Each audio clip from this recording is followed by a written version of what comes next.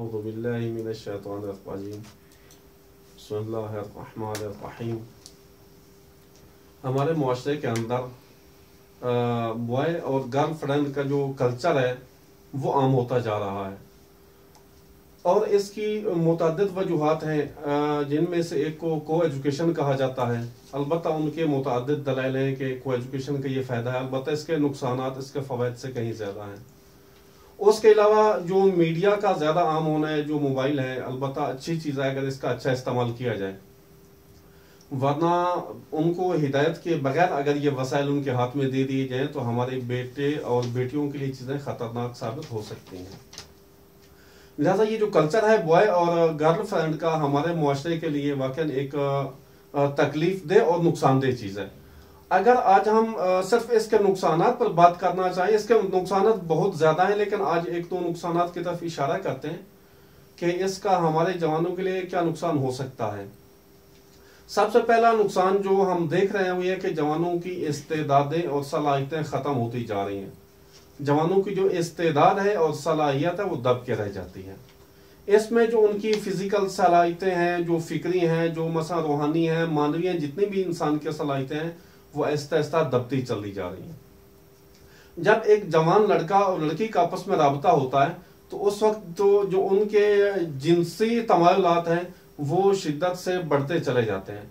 मुमकिन है बाज़ जवान ये कहें कि मेरा लड़की से राबता है लेकिन हमारा कोई जिनसी कंसेप्ट या तसव्वुर नहीं है, तो ज़ाहिरन वो अपने आप को धोखा दे रहा है या सच नहीं बोल रहा।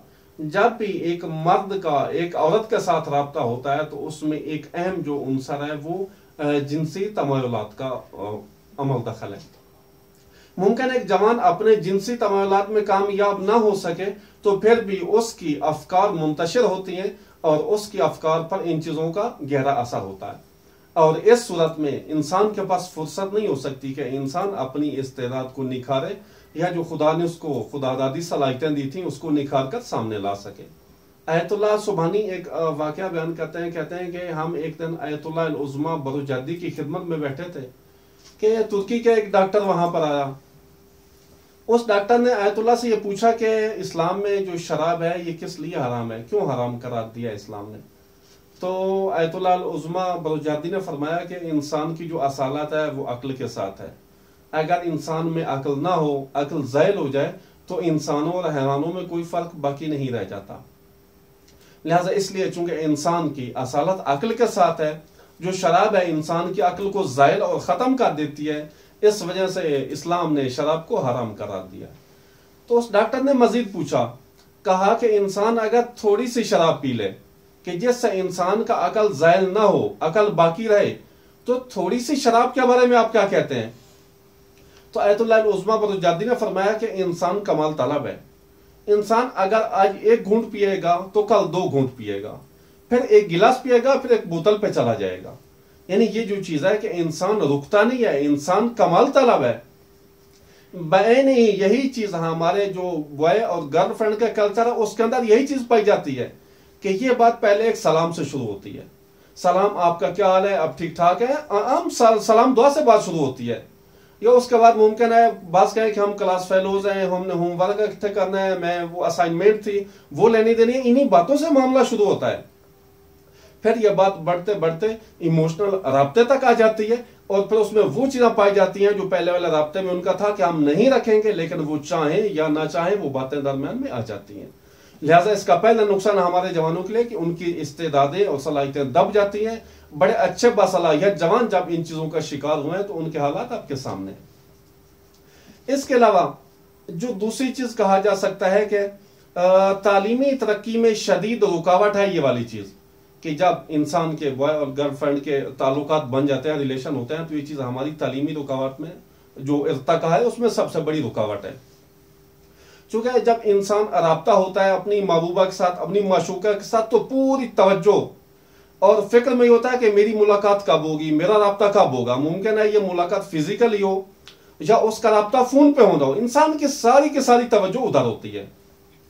और जब इंसान की सारी तवज्जो उधर होगी तो इंसान का जो ज़हन है, जो मग़ज़ है, किसी एक नुक्ते पर तवज्जो नहीं कर सकता, उसकी तवज्जो मुंतशिर होती है। मुमकिन है किताब उसके सामने खुली हो लेकिन उसकी तवज्जो कहीं और हो। اس لیے کہ جو عشق ہے اس کے اندر جو چیز پائی جاتی ہے کہ ہر وقت انسان اپنے محبوب کی یاد میں ہوتا ہے.